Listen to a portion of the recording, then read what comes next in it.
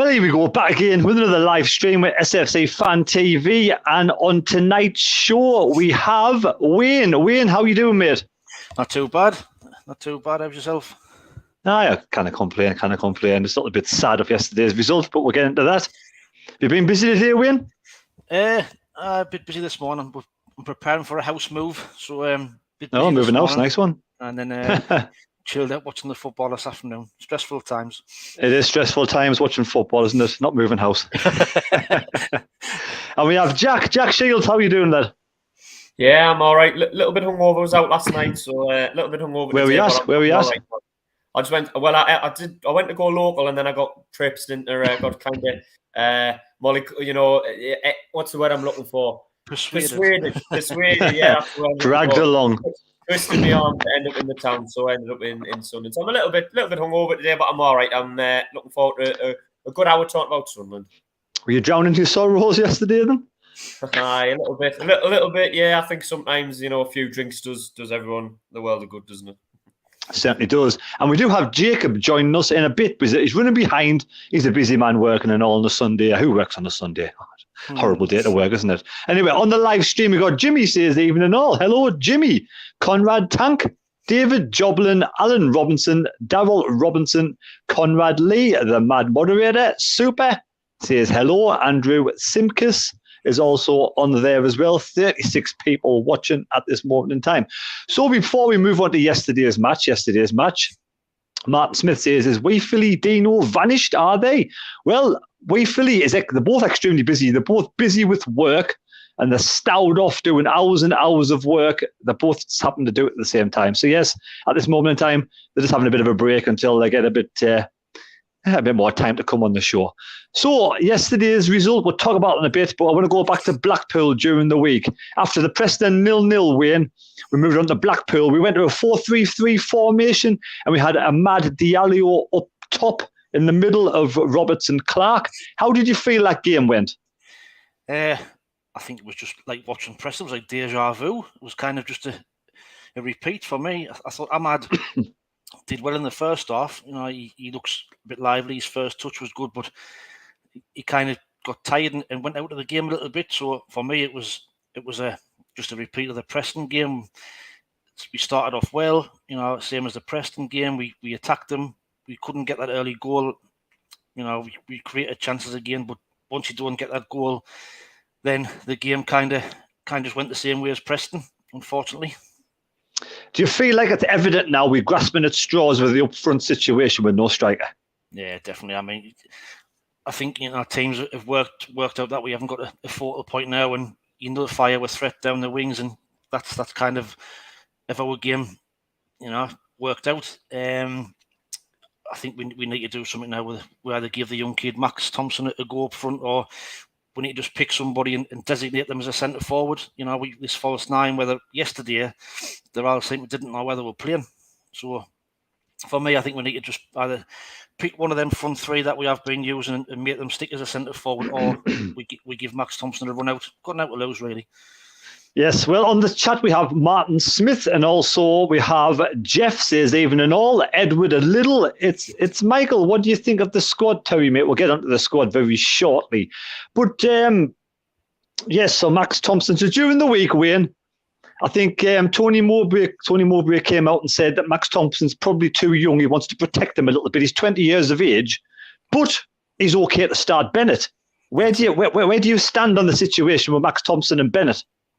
Well, I think we've got at this moment in time we've got nothing to lose. Why not even put him on the bench and give him the last 20 minutes just to see what he does.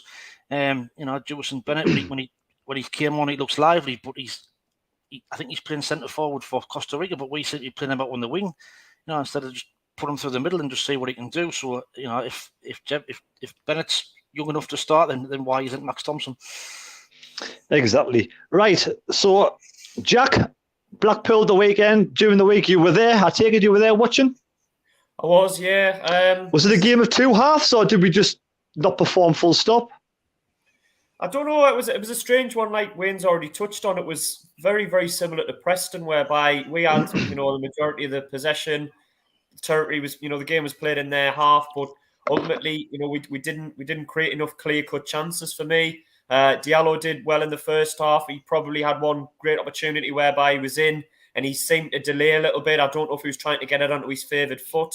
And to me, that's a sign of, someone who's maybe lacking a little bit of confidence. I think if someone like a Ross Stewart or Sims had gone through, probably would have ended up in the net. So it was a bit frustrating with that one. We did create a couple of half openings. I thought Blackpool were a little bit better than Preston were on the ball. So they came at us slightly more. I had one or two moments. I remember Patterson got a decent save and they nearly got in a little bit more than Preston did.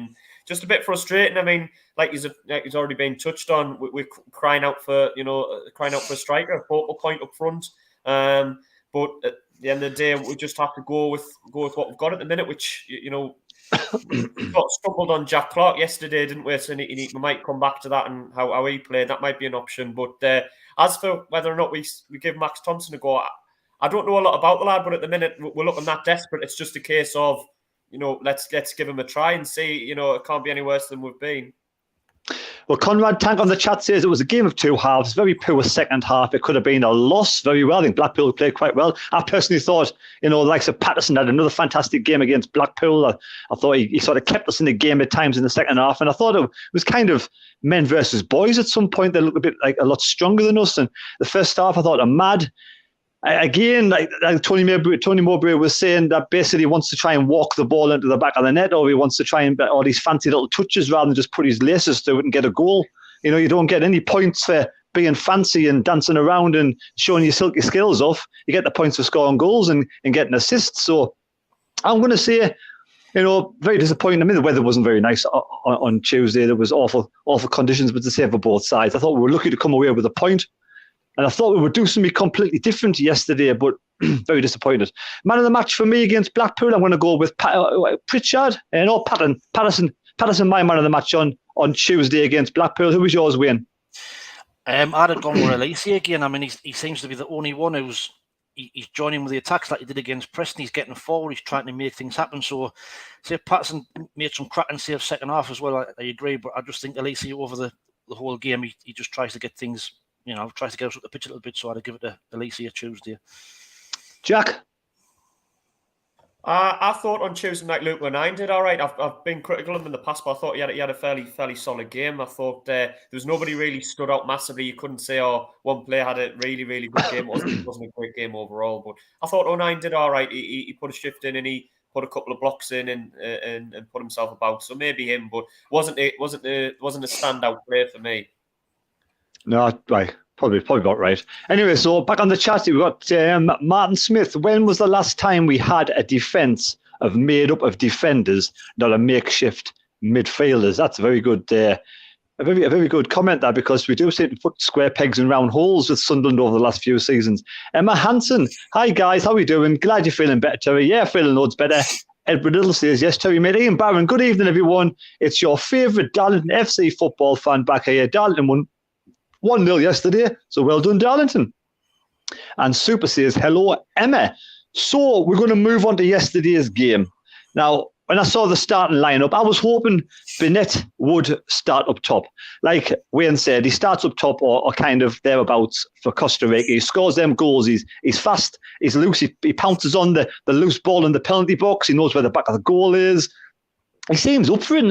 I just didn't get it yesterday one single bit, putting him on the on the right-hand side. I just thought it was completely nil effective, didn't have any impact on the game at all yesterday on that side. When Tony Mowbray was saying in his interview, we want someone on the left-hand side and not the middle. So he hoys him on the right-hand side. Now, I think we're just grasping at straws at the moment. We went 4-2-3-1. I think he put Pritchard up top in the first half. And to be honest, I just didn't think it worked at all. I thought we were absolutely diabolical in the first half. We couldn't couldn't sort of string a couple of passes together. So what was your thoughts on the game, Wayne? I agree. I think I was a little bit disappointed when I seen the lineup. I thought there'd have been a couple of changes, obviously, with the 2-0 draws where it didn't kind of work, that false nine. So I thought there might have been an adjustment. But, I was surprised to see Dan Neil back in the team. And like I said, we've said before, Ahmad, I thought he did okay against Blackpool. So I don't think he deserved to be taken out of the team. But, the first half, I think it's the first time this season where it looked like Championship against League One. I think we struggled. When you're playing that kind of formation, the ball needs to stick up front, and it was bouncing off us, so we'll keep giving it away in stupid places as well. Gooch gave it away numerous times in the first half, and it was just frustrating. Like you say, in the second half, when we put Clark up front, we were a different team. We had that focal point up front, somebody who was running in behind, getting amongst their centre halves. The first half, I think that Harry Darling he had all the time in the world just to spray passes everywhere. So it was a game of 2 halves, but even so, second half, I think we only had 2 shots on target in the full game, and that was, one of them was the goal. So disappointing day for me. What was your thoughts on the defence yesterday in the first half? Do you think there seemed to be like all over the shop? There seemed to be wide open spaces for Swansea players just outside the penalty box and in amongst the penalty box? They just looked nervous, didn't they? From the start, there was twice. I think their centre forward was free in the box, and it could have been, more than 2 at half time. We were giving the ball away in silly places. We just were panicking because we haven't got that focal point. And then when the ball's not sticking up front, it's coming straight back. Then you end up making silly decisions and giving the ball away and stupid free kicks. And I think it was 2 set pieces, or roughly 2 set pieces, that we conceded the 2 goals off. Right, so back on the chat, we've got RWA Productions says, evening all. It's Bradley Young, yes, Bradley Young on the channel. Alan Robinson, fingers crossed, Ian. I like to see all Durham FA teams doing well, obviously the North East sides and the non-league. So, Jack, what was your thoughts on the game yesterday? First half I thought we were poor. It was a very, very sloppy performance. I thought we were shocking with the ball, the amount of times we gave the ball away. I mean, when you play Swansea, who over the past 10 or 12 years, going back to when they're before in the Premier League, they're very, very good at keeping the ball. It's kind of ingrained into it. They sign players that are good on the ball and good midfielders. And, one thing that you have to do when you go there is A, keep it tight early on, but B, when you get the ball, make sure you hold on to it, because they keep the ball so well. And I thought we showed them a little bit too much respect as well in the first half. I thought we sat off them too much. I thought we were too deep at the back. And it was almost like we were worried about what they were going to do to us too much, worried about them carving us open and getting in behind. Ironically, the 2 goals that they did get were, as Wayne's touched on, were both sloppy, scrappy goals, weren't they? They were like, we got the warning sign from the set piece in the 4th, 5th minute. I forget which minute it was, but it was early on when I think Patterson scrambled it away. It was basically cleared off the line. We didn't heed that warning. We didn't watch the runner coming around the back, heading it back across goal. They actually nearly got one in the second half like that as well. Do you know what I mean? So we didn't learn our lesson with the set pieces.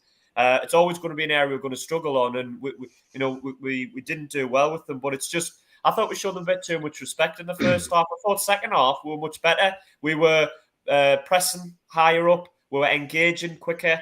A bit more physical with them, which I know we're not a physical team. We're probably one of the weakest, most slight teams in the Premier League physically, but I did felt we showed ourselves a little bit more compared to the first half. But just left ourselves too much to do. When you go 2-0 down away from home, not very often are you going to come back and get in the game. We nearly did. We nearly got back to 2-2 and probably might have stolen an undeserved point, but it was just a really poor first half performance. It's ended up costing us the game. Very true there, very true there. Darryl Robinson says, where is Bailey Wright? Jack, do you know where Bailey Wright is? I'm not sure. I don't know. He hasn't been seen for a while. Was he? I don't think he was on the bench yesterday, was he? Or no, he was on the bench. He was on the bench yesterday, right? Yeah, well, I'm not sure. Maybe Mowbray doesn't think he's first choice now, and maybe he prefers Luke O'Nien, which seems strange. But we're going on to Luke O'Nien. He scored kind of another own goal yesterday and ricocheted into the back of the net. What were your thoughts on Luke's performance yesterday, Jack? Not great. I don't think he was the worst. I thought Gooch was the worst. We'll probably come on to him in a minute. But I don't think I think our fans like Luke O'Nien. I've been quick on him. I thought he actually did all right on Tuesday night, as I said earlier, against Blackpool. But I thought yesterday he just looked like a League One player playing against the Championship strike force. I thought he looked like he had no confidence. He had no. I mean, positionally, he was all over the place 2 or 3 times, and then he nearly gifted one in the second half as well when he kind of did a weird lunge thing when there was no need to do that. So he wasn't great. He wasn't the only one. Like I say, I don't think he was the worst, but I wasn't overly impressed with his performance. Why does it take a second half conversation with the manager, Wayne, to come out and fight? Why can't he come out and do that from the beginning of the match? I think yesterday was I think he just got his team selection wrong from the start. The tactics from the start, like Jack said, we're giving too much respect. We stood off them. We allowed them to play. And, we know they're a good side, and we know they've had a good start. I think they've won 4 of the last 5 games, but you cannot be sloppy against teams like you when you've got to make the ball stick. You've got to make sure with your passes, and we just didn't do that yesterday. And like I said at the start, it was like a League One team against a Championship team yesterday. And on about Luke O'Neill there, I think when you're playing these good sides, he does get caught out positionally. Like I say, he wasn't the only. Gooch was the same yesterday at an awful first half. So when we are up against the top quality sides, are they getting found out a little bit? Yeah, well, Jack, we're a Championship side. We're in the top 6. We were in the top 6. We've got square pegs in round holes. We've got no strikers. Why everybody else can see what's going on at the club? That we play in Gooch at right back. We get away with it every now and again, but he's not a right back. We play Luke O'Neill as a central defender. He's not a central defender. We've got no striker. Why can't these owners, correct the situation and try and do something about it, Jack? What's happened? What's going on with them? I don't know. I think what's happening with Trey Hume? Is Trey Hume not a right back? He is, but I don't think he's. I just don't think he's fancied by Tony for some reason. Well, there's something worrying for me if Lyndon Gooch is still our first choice fullback when we've got a right back there that we've signed that we seemingly don't like and don't care for. How he must be really poor, in my opinion, if he can't dislodge Gooch, because as good as a servant as Gooch has been over the years, I think he's very limited at best. That's been nice for him to say limited. There's other things you could say, but I'll say he's limited, and he doesn't have the attributes really. He's not a wing back. He's not someone who's going to bomb up and down the wing and get crosses in. His possession was awful yesterday. The amount of times he gave the ball away. Like someone's touched on Bailey, right? We're playing Luke O'Neill there, makeshift centre half there. I mean, the striker issue we've touched on. We can't really do much about that other than makeshift. But it does seem a bit strange when you've got a centre half and a right back there, and you're choosing to play effectively a utility player in Luke O'Neill there rather than Bailey, right? And then, well, whatever position Gooch is, but it just seems a bit strange. How poor are they? How poor is Trey Hume to not be able to get a game ahead of Lyndon Gooch? Oh, there we go. Welcome to the channel, Jacob. Have you slept in? What have you been doing? No, I had a bit of a delay getting back. So apologies for my lateness, guys. But pleasure to join you as always. Happy days. We're just touching with Jack there. He's on about Gooch as a makeshift right back. Luke O'Neill as a makeshift defender. We're in the Championship. We were in the playoff positions at one point. We don't have any strikers. Why aren't we putting square pegs in square holes? Jacob, what's happened? What's going on? It's a difficult one, to be honest, Terry, mate. It just shows how when a key player like Ross Stewart is taken out of the side, how much we've got to chop and change things at this moment in time. I mean, like what Jack touched on there before, obviously I spoke, the likes of Luke O'Neill playing as a centre-half. I know he's done well in that position, but I personally want to get to a point with this squad where we're playing players in positions where they're naturally comfortable in. And I know Luke O'Nine's done well there, but Kiek, obviously right now, Elise, he's playing, I think, as a left back, even though he's naturally more of a centre half. Obviously, it depends when Sirkin's fully fit. Does he potentially look at bringing him in? But Jack raised a good point about Bailey, right? I think we lack such a physical presence in this side right now, particularly in winning second balls and in height as well. And I think bringing someone like him in with his experience, I think will just bring things back to basics a little bit, because we're in desperate need of someone who's just going to organise the back line, particularly on set pieces, because yesterday I was at the game and, the organisation, going zonal marking when you're such a small team in heights, an awful decision. So, Jacob, on yesterday's game, before we get back to that, what was your thoughts of Blackpool on Tuesday? What went wrong that we couldn't score a goal against Blackpool? I don't know, mate. To me, I think fair play to Blackpool. I thought, they defended very well. I thought second half, personally, I think there were times where the way how they set up and tried to attack us on set pieces, I thought at times they looked the most likely to score. I thought at the other end of the pitch, other than getting in behind on a few occasions down the flanks in the middle, I thought we were toothless, to be honest. I thought we never really looked like breaking them down, other than that one chance where the ref blew for a foul and then Embleton put it in the net. But a draw, I thought, was a fair result in that game. But it's just a lack of quality in the final third at the moment. It's just letting us down at the moment, Terry. Well, Wayne, Edward Little says Sunderland were awesome in the second half yesterday. Were we actually awesome yesterday, or did Swansea step off the gas a little bit because they were 2-0 up? I think we were better. I wouldn't say we were awesome. So putting Jack Clark up there did change the game. We had a lot more possession, and they were worried for the first 15, 20 minutes of the second half. But like I said, I think we only had 2 shots on target for all the possession that we had second half. We didn't really create them that much difficulty or that much problem. So I think we were better. We couldn't have been much worse compared to the first half. But I wouldn't have said we were awesome. Not at all. And anyway, back on the live chat, we've got Conrad Tank says 2 defenders, no strikers on the pitch, but 8 midfielders. That's where it's going wrong. David Joblin, you can't play an A team without any strikers. It's not rocket science. We need to buy a striker or a number 9. Stephen Flounders says, evening gents, Pritchard has been a massive disappointment. He is overrated, hasn't scored for 24 games, created nothing, and his final ball is often not good enough. Jack, what was your thoughts on Pritchard yesterday's performance overall? Yeah, he didn't really get involved. He hasn't for a few weeks, has he? The last 4 or 5 games. I disagree with him being overrated, because I do think he's one of the best technicians, if not the best technical player that we've got, actually, in terms of his ability on the ball. But I get his point that he hasn't done much recently, and I agree. I think he's been poor. I think Pritchard's often good at threading balls through to a striker like a Stewart or a Sims. Do you know what I mean? That's his key attribute for me, picking the ball up, spotting the pass in the final third. The fact we now haven't got a striker means that the balls are going wide a lot, and I think it's all coming back to that, because I think we're getting in positions now whereby crossing opportunities as well, not just Pritchard threading in the ball behind, positions out wide whereby normally the ball would go in early, and you would take advantage of the fact someone like a Ross Stewart's good movement. But because we haven't got that focal point as a striker now, we're getting in a position whereby we could potentially normally put balls through, and we're having to work out alternatives and come inside and try and play it through, which doesn't really work. So Pritchard, yeah, I think he has been poor for the last few weeks. And the problem with Pritchard is, he's going to be taken off 65, 70 minutes. He's not going to be a physical threat.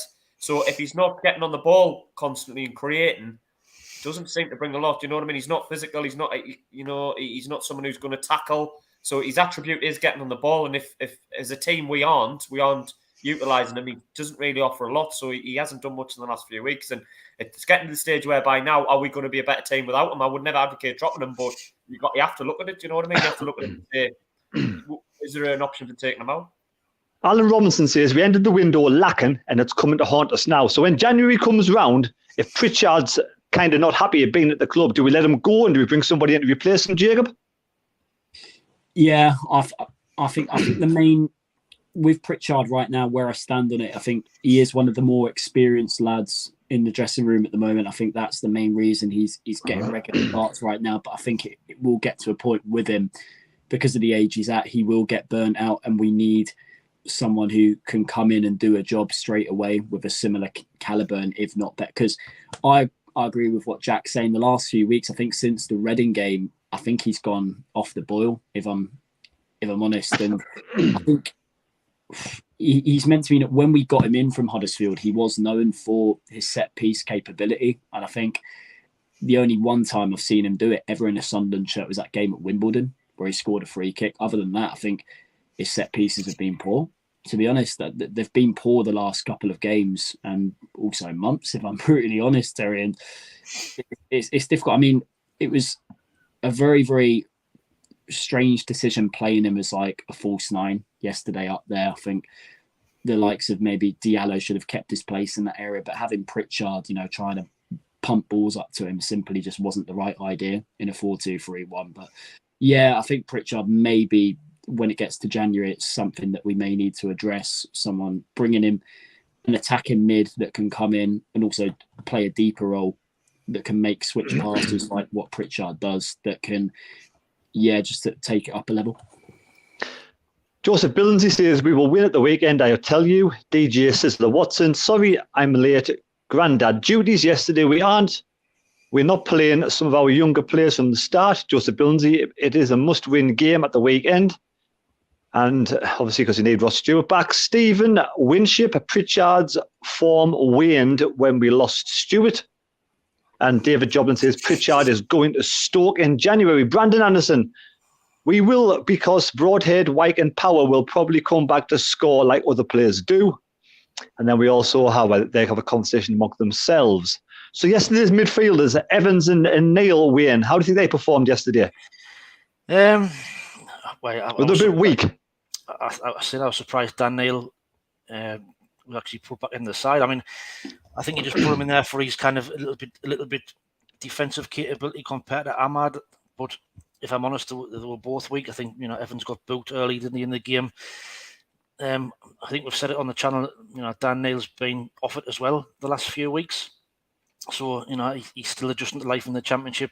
For me, he had another poor game yesterday, but I think it was the whole midfield. Embleton as well. For me, I wouldn't have him anywhere near the first team if I'm honest. I just think he flatters to deceive a lot of times.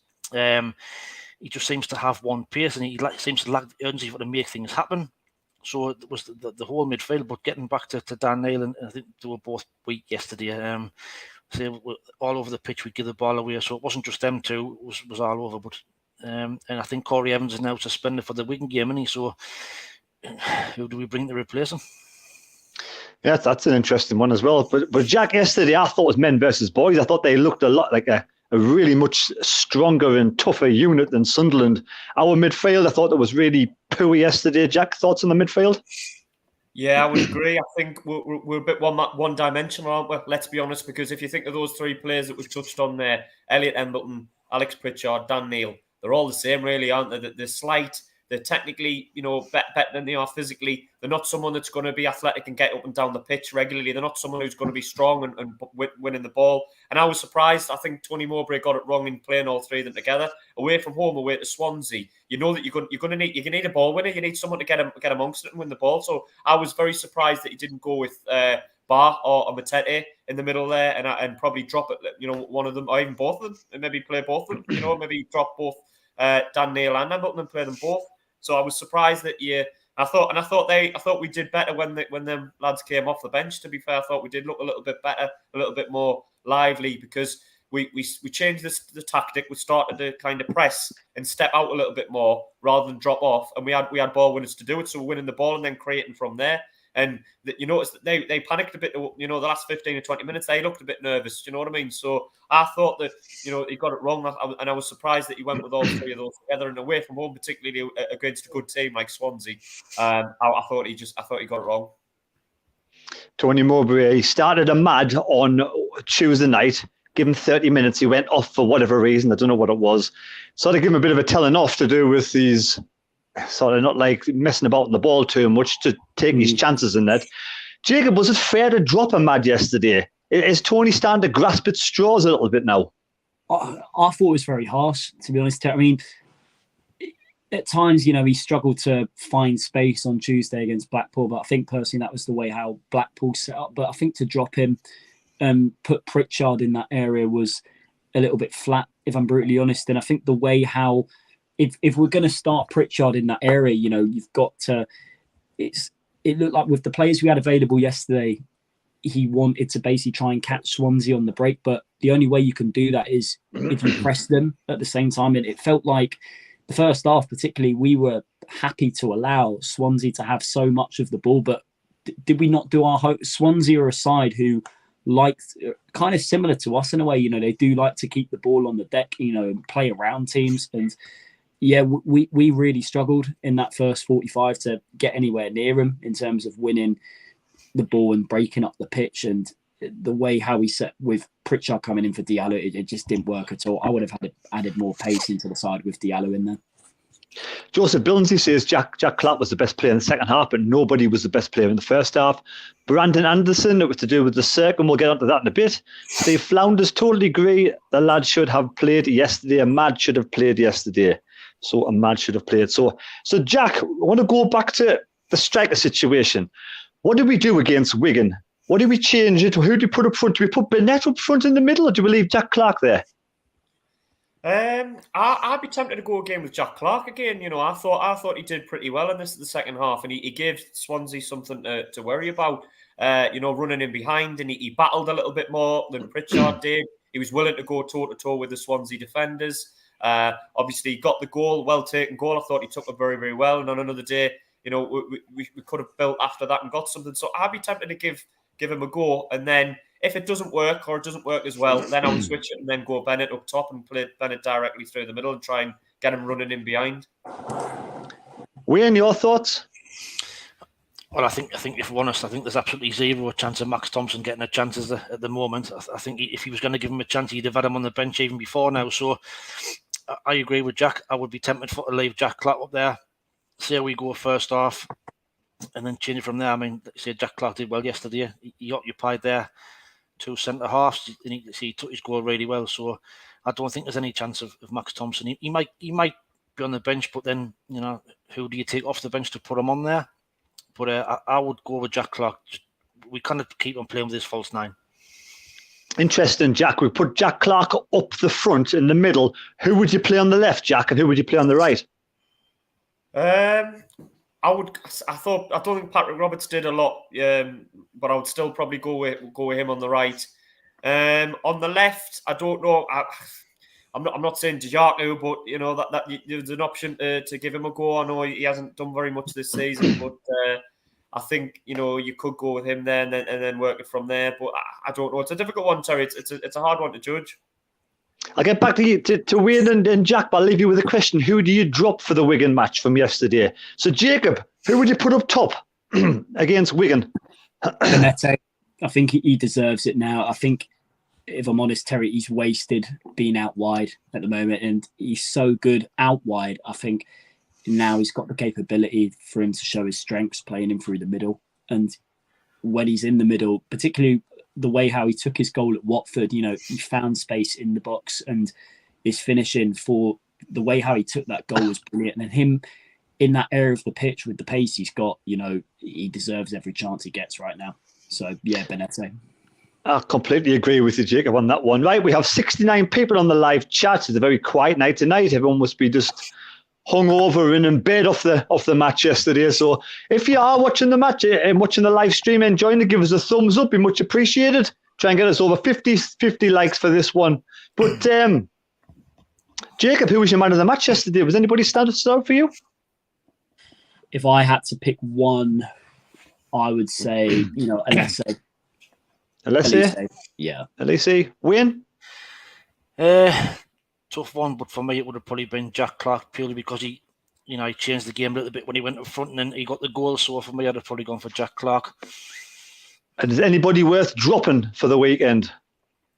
Well, there could be a few, but you know, we've already said that Evans is suspended, so there's one we need to replace straight away. I mean, I think Matete will probably come in for Evans. We've just been saying there about, you know, square pegs and round holes. Is it a chance now that we've had a loss and we've had a few in different results? Does he bring Bailey Wright back in the side? Does Dennis Serton's fit as well? Does Dennis Serton then play a left wing back, or go into that left side centre half and Alicia goes wing back? But I would have Embleton out as well for me, and let's say Roberts, I'd probably keep him in. But the main one for me will be Embleton to be out. So if you got Jack Clark up top, who do you play on the left? I'd have Bennett as well. Bennett on the left. Bennett on the left. I think he's the only probably one we've got. I know Jack's mentioned Dijaku there, but I'm not convinced about. I know he's never had a run in the side. I'm not really convinced about him at the minute, but I'd just like to see Bennett in the team from the start and just to see what he does. Thinking about square pegs and round holes, Jimmy says Patterson up top and Luke going 9 in goal. That'll be an interesting one, wouldn't it? So, Jack, who do we bring in for Evans on Saturday? Do we start Barr? Do we start Matete? And who? Anybody would you drop? Anybody else would you drop to the bench? I would go Barr. I would bring Barr in for Evans. That would be where I would go with that one. And then Clark through the middle. Like you say, you could go Bennett on the left or Dijaku on the left, and I would keep Roberts on the right, even though I didn't think he did much. I would put, if Serkin's back and available, I would then put him at left back and move Alese left centre half, and probably drop Luke O'Nien. I think Luke O'Nien will probably be the one that makes way, and then maybe go Do you bring Bailey right back as well, or no? I think I would keep it to that. I would think maybe Cirkin in and Bar in for Evans. Right. So who was your man of the match yesterday? Was there anybody stood out? Not really. I don't think anybody really, pulled up any trees. We were better in the second half. I think the instigator of it was Jack Clark, so I'd probably give it to him. But yeah, I'd probably go with him. Right. I kind of liked, again, I think Patterson had a good game yesterday. I thought Clark did all right. Jacob, was Patterson at fault for any of the goals, or was just bad defending? I think the first one, it was a little bit harsh, I think, to criticise Patterson. I think it was a deflection that took it in the corner. The second one, however, I think he could have done a bit better, to cling onto it. But the marking for both goals that led to him was really poor. I think to blame Patterson for me is a little bit harsh. I mean, the score would have been, I'd say 3 or 4 if it weren't for Patterson yesterday. Made a brilliant save. Second half, I think it was, I can't remember if it was Cooper or Obafemi that had that shot just on the edge of the box that he tipped over the bar. And I think it was another one as well, a header from a corner, which I think the defender or the midfield, I can't remember who it was, but it was straight at him, but he done well to react to it. And also the one in the first, I think it was the opening few seconds of the game, wasn't it? I think Pickford managed to claw one out. Because I was sat right behind it, I thought it was over the line. I was just looking at the ref who was checking his watch. I thought he was going to give it. It may have crossed, but nah, it stayed out. But yeah, Patterson, it was at fault a bit for the second one, but to criticise him, I think, yeah, it's still a little bit harsh, personally. Yeah, I couldn't blame him for the goals at all. I thought it was just personally his bad defending and a couple of ricochets. Wayne, who was at fault for the goals? Just bad defending for you? I think it was just bad defending all around. Like I said, we weren't picking up. Luke 19 got caught out of position. I think Gooch as well. I think it was we were nervy, very nervy, and compared to the last 2 games where we've had them, 2 solid at the back for the 0-0 draws, but we just looked nervous all over the back 4, back 5 yesterday. So I think it was just bad defending by everybody. I think sometimes you just got to put it down to a better side on the day. I think Swansea were just a better side on the day. I think they're in a good vein of form. They're doing really well. And I think sometimes you have a bad day at the office. Let's hope it's a blip for Sunderland. Jack, who was at fault for the goals? Was it just all around bad defending? Yeah, I think you've got to put it down to that. When you're letting players have shots basically on your 6-yard box, something's wrong there, isn't there? And I think that there was 4 or 5 defenders not really doing much, and I think it actually took a deflection off. Were both of them deflected? I don't know. I remember one of them was definitely deflected. Patterson, there was one that sort of squirmed over his hand. I think there might have been the second one. He might have been able to get a bit of a stronger hand to that, but I don't think you can blame him too much. I think you've just got to look at the fact that we got caught out from a set piece with the first one, and then the second one, there's 2 or 3 defenders not really doing much, and there's kind of bobbles in off one. It was a little bit of bad luck as well, because sometimes when it's going wide and hits a deflection, it can go wide and go out again, but it hit the deflection and went behind and went in the goal. So it was a little bit of bad luck as well, but it was poor defending. It wasn't just that as well. There were other chances that Swansea had whereby we looked all over the place, didn't we? We looked like, positionally, but we had 3 over at one side, and then Luke 09 was stood about 15 yards away, you know what I mean, on his own, almost trying to cover it. So yeah, it was just poor defensively, particularly in the first half. We looked all over the place. Right. So, Jacob, at this moment in time, I think KLD's over in Uruguay with Juan Sartori. No idea what they're doing over there, what they're chatting about. Maybe they're chatting about the striker situation. What do we do now, between now and the new year? Do we leave it the way it is? Do we look for a free agent? Or do we just keep trying to find one of our players that we have at this moment in time to be up top? And why are we in this situation in the first place? As soon as we lost both of our strikers, should we have not done something about it? Yeah, I think it all came as a massive shock when the injury happened to Sims that we were left in this situation. I think the whole optimism was there from the way how the team responded at Reading when we were first put in the situation, to go out and put in a performance like that. But let's be honest with ourselves. A lot of people, I've had this debate on social media with a lot of Sunderland fans. It wasn't going to last, was it? We were going to get to a situation where, hang on a minute, teams will figure us out and stop us from playing the way we like to play at this moment in time.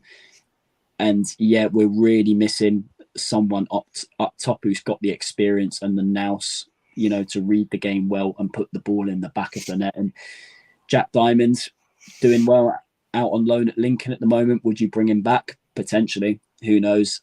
A striker on a free agent. I don't know if you heard that rumour, Tom White from Sky Sports, who was on a podcast the other day saying, we have a striker in mind at the moment who we may look to sign on a free agent, but he won't be available apparently till after the World Cup. And for me, that's too little too late, to be honest. We need to potentially put ourselves into action now and look and see who's available. I know, was it Wayne mentioned Max Thompson? Not for me, but potentially, was it Vidra? Vidra. Yeah, he'd be one I consider, but I think his injury record's a little bit questionable, but he has got bags of experience in this division at scoring goals. I think he might be one that we're actually looking at. I think the rumours are that he's the one that we're actually... Is he the one? He's injured at the moment. I think he's had a bad knee injury, and he's the one that I think we've identified who's going to be fit after the World Cup. He's up 30-31 now, isn't he? I think, yeah. So, Jacob, is it a lack of neglect from Speakman, as Stuart Diggle just said, that we're in the situation at this moment in time? Only 2 strikers. I know it's the hard lines have both got injured almost in one game after another. But why are the club the size of us in the top half of the championship? We must be one of the only clubs in the world to have no strikers fit playing. So I mean, surely, is it neglect from the ownership? I wouldn't go neglect. I think, listen, it's really unfortunate how we found ourselves in this situation.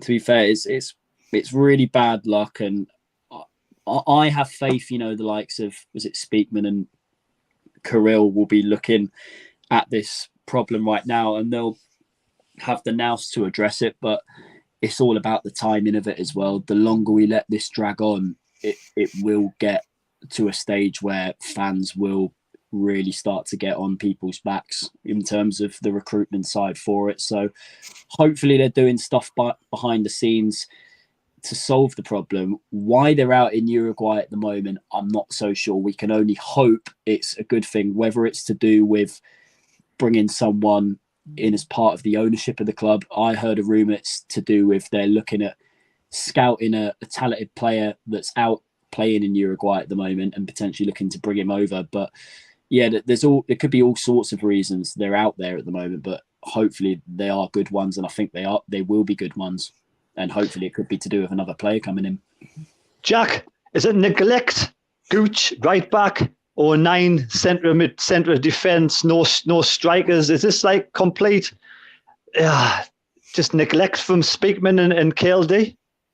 I think there was a lack of foresight in the transfer window, to be fair, Terry, because if you're planning on playing 2 strikers a lot of the weeks, as we did in the early first few weeks of the season with Stewart and Sims, you need a third option. Now, technically, I know you could argue Juice and Bennett's a striker, but I think really we maybe put all of our eggs in the, maybe we're looking for Broadhead, put them all in the Broadhead basket, and then he's obviously gone, and we haven't had a plan B. So we've probably thought, well, we'll just leave it, and then, look what's happened. We've ended up with 2 of them injured at the same time, which is bad luck. You can say it is bad luck, but also you have to plan for things like that worst case scenario that they do get injured. You have to have a third backup option. So unfortunately, I think it is a mistake, and whoever it is that didn't look at that, it's their fault really. Looking at who's available though, there's not many options available other than there's Vidra available. I think he's come back from a cruciate ligament injury, so that's going to be a problem. How long is it going to take to get fit? You've got other options. Umar Nayas, who with Everton, he's available. Jorgensen, who's Danish international, was playing in. I think he's played for Feyenoord. So, but you're not blessed with lots of options at the end of the day. Do you know what I mean? Because you're in between windows. So it was a mistake in the transfer window. We should have planned for this scenario happening. Jacob, I've got a question for you. With the way how we let the Broadhead situation drag on over the summer, in terms of whether we thought, Everton, it was up in the air whether they're going to offer him a new contract or whether they were going to send him out on loan for another year. I think we were personally holding for a permanent deal. Do you think if we'd managed to get Broadhead to come back, would we have even signed Sims? Do you think Sims was just a plan B for the Broadhead deal falling through? Probably would have been a plan B for the Broadhead deal fall through, but like Jack said, we should really have 3 strikers. But whether or not the likes of Broadhead would want to sit on the bench from the start of the season because Sims and Stewart was there, would he have started Sims? Would he have started Stewart and Broadhead? Then Sims would be sitting on the bench. So it's getting players to come in. Actually, you're going to be happy to sort of only play one of maybe every couple of games. So Wayne, what's your thoughts on the ownership? Do they seem sort of haphazard at the moment? They just seem to be just strolling along, just getting young players in with these kind of dodgy sell-on contracts. And this is the reason why we're getting the younger players in, because the whole Cirkin thing's just to pay the Cirkin. I don't know what sort of truth in this Cirkin situation is that Tottenham have a buy-back clause of 6 million and they can buy him back whenever they want to buy him back. So what's your whole situation on the ownership, Wayne? I think getting back to the broad, I think the plan was never ever have a third striker. I think Jake was right. I think if we get in Broadhead, we would never get in Sims. And I think once we knew, Broadhead wasn't going to be a definite, then we got Sims, and that was the reason why Broadhead wouldn't come sit on the bench. So I think we're getting away with it a little bit with the start we've had. It's kind of took the pressure off Speakman and Krill a little bit, but now we're getting found out, and we haven't got the strength and depth in the model that we are using. We'll be signing these younger players and maybe to sell them on for big money later date. It's worrying, and it is worrying, especially if Tottenham want to buy Cirkin back as well. That's not a good sign. So I think the pressure is definitely on them at the moment to try and find some kind of solutions. Say we've played these players out of position all season really, and we've getting away with. We've had a decent start, but now we're starting to slip down the league a little bit. The pressure's going to be on them. Jacob?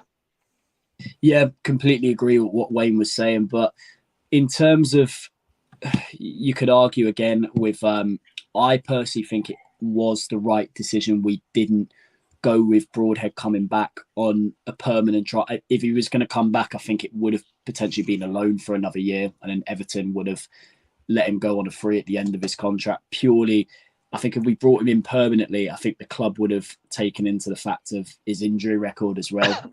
But I don't think they were willing to pay the money, which it is smart thinking, but at the same time, they let that drag on too much over the summer. They should have had something in place where we would have had, was it 2-3 in through the door, to back up Stewart.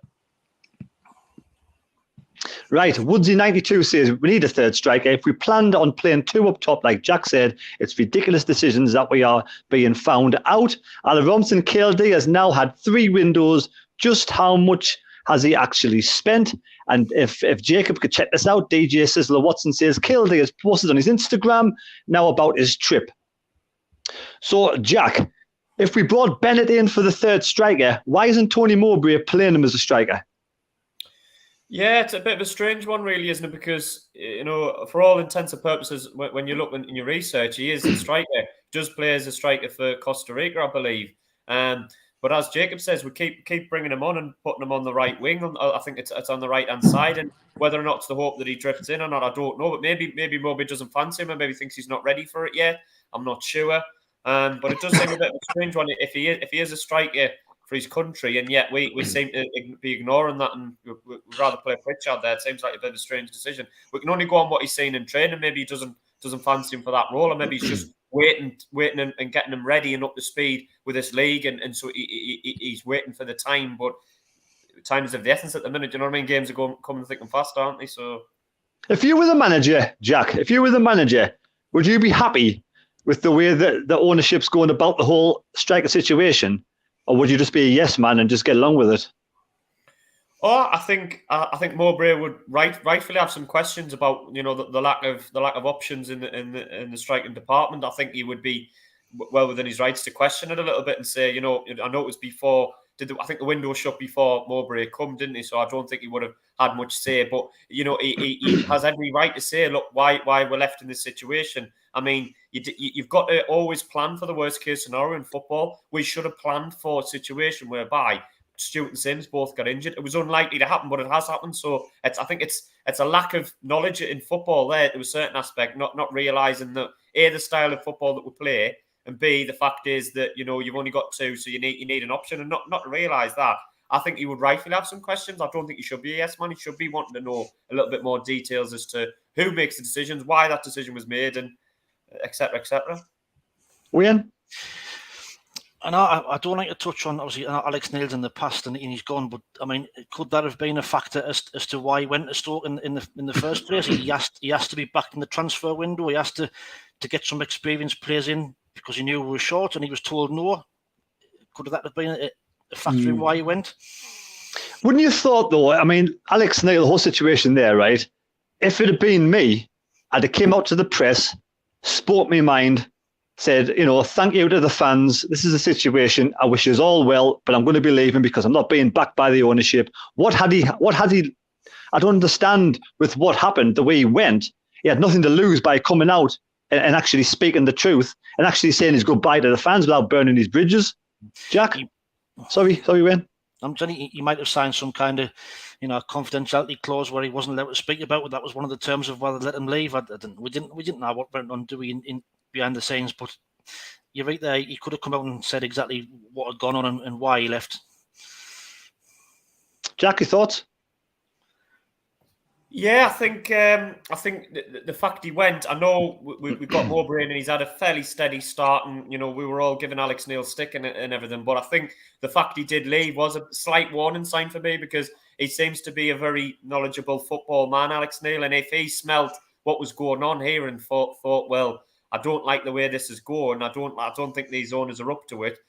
I couldn't believe it at the time that he thought Stoke would be in a better job than Sunderland. I mean, we're a bigger club in my opinion, and the potential was greater at Sunderland than it was at Stoke. But the fact that we didn't do more to keep him as well was a bit of a warning sign. You could spin it on its head and say he maybe saw the warning signs where Sunderland were going, but also the board and the ownership should have realised at the time, and I'm nothing against Tony Mowbray at all in any way here when I say this, but they should have realised we'd hit on a good thing now with Alex Neil, I felt. You know what I mean? And whatever was unhappy with him, rather than just letting him go, there should have been something in place whereby there was a sit down and there was a meeting to address those issues before it got to the stage whereby he felt it serious enough to leave the club. So I think there are one or two issues about the professionalism of the ownership model, and I think he's a young lad. He's got the right people.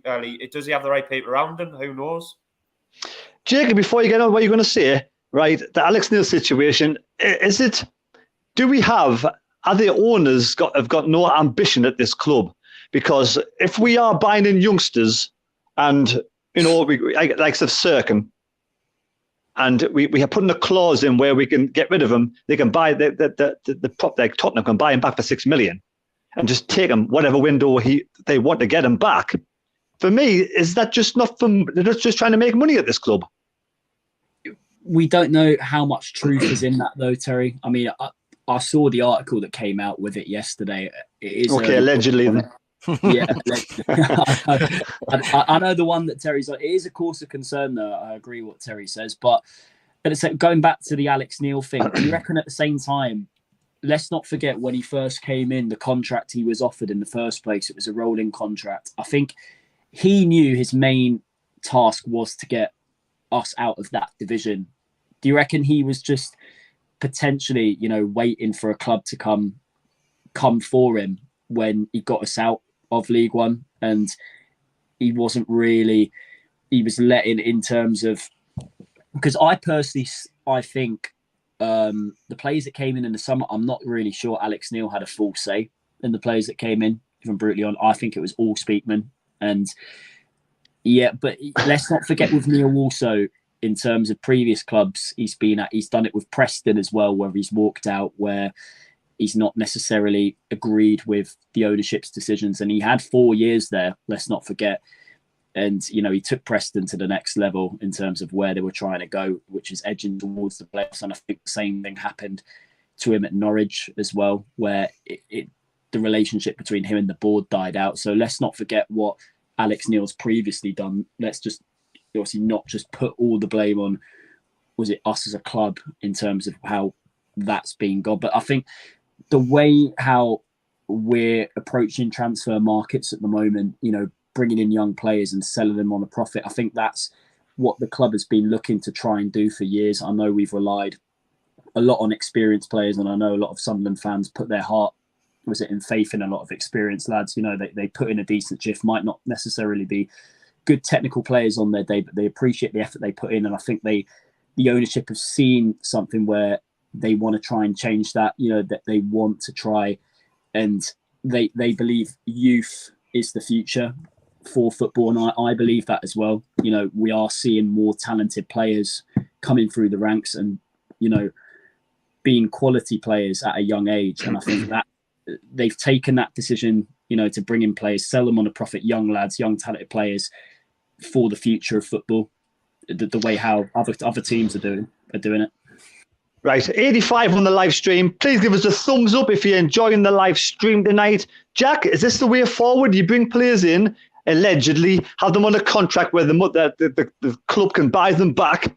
Where does that leave you as a club? It takes away one of your better players. It means you've got to replace them again. Is that just narrow?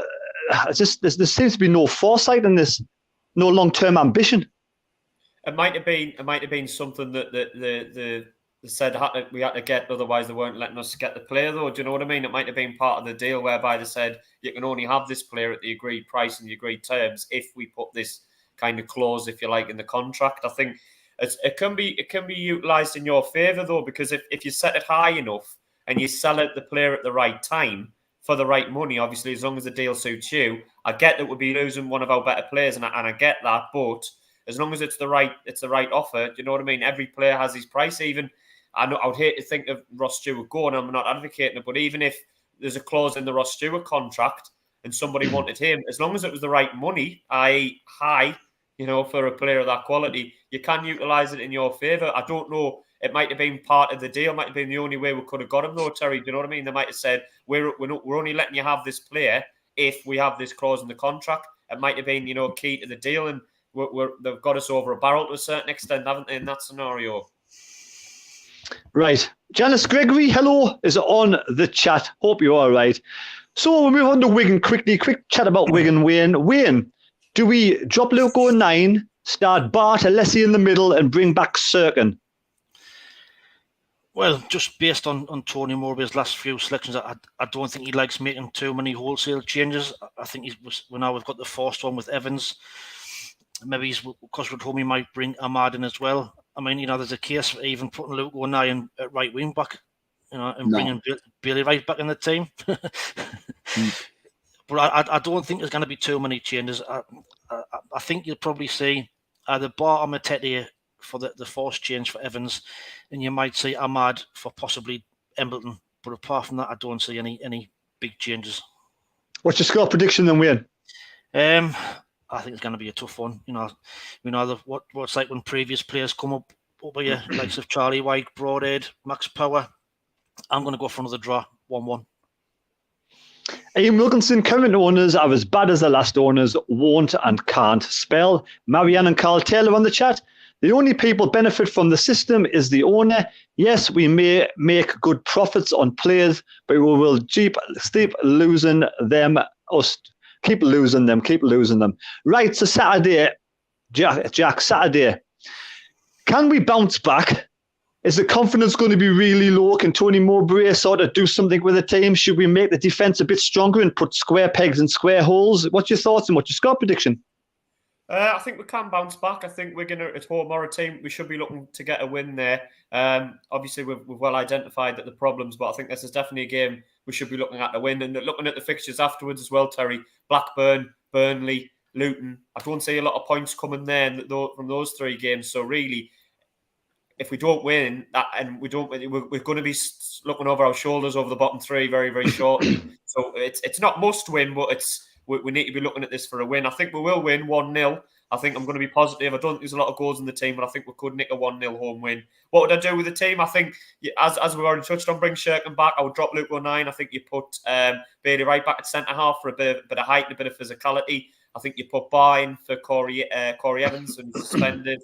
And then maybe Clark up top and Bennett out wide or Gijaco out wide. So, yeah, I think that's what I would do. It's going to be tough. I think you need to work on it in training. He needs to up the confidence. Maybe get the lads smiling again, saying, look, realise where we are. We're going to be mid-table this year probably. So it's not like we're in the bottom three. It's just a bit of a tough run. But I think we can bounce back. Like I say, I think 1-0 hopefully. Yeah, we're not in the bottom three, but things could change very drastically on a bad run. Square pegs, round holes, no strikers. Yes, we can't score for Toffee in the last few games. Obviously Jack Clark scored yesterday, but it's 1 goal in 3 games. Jacob, what did we do on Saturday against Wigan, and what's your score prediction? I would say we need to, after the performance yesterday, go back to basics a little bit. Go back to 3 at the back that went on that run we had under Alex Neil towards the end of last season. And in terms of physicality, yeah, I agree with Jack. Bring Bailey Wright back in. He's the perfect type of play we need at this moment in time, considering the lack of height we've got and the physical presence at winning second balls. I think Bailey Wright, him alongside Danny Bart at the back, with the type of way that Wigan like to play, is just what we need to keep them out. Charlie White, God, I can just picture him scoring on Saturday. It's my worst nightmare. Sunderland players coming back and scoring against us, Max Parra as well. But hopefully, fingers crossed, we do keep them out. I agree with Jack. A 1-0 win, I think it will be.